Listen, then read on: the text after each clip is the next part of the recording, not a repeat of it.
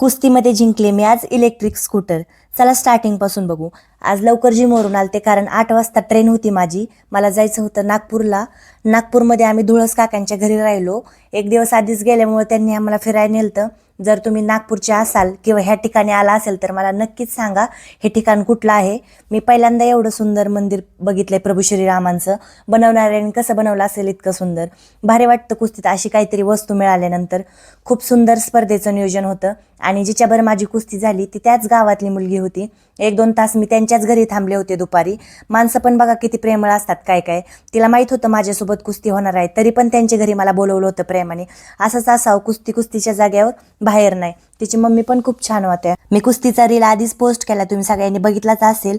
पण ब्लॉग टाकायचा राहिला होता त्यामुळे आज ब्लॉग टाकते. तुमच्या सगळ्यांचं माझ्यावरचं प्रेम असंच राहू द्या.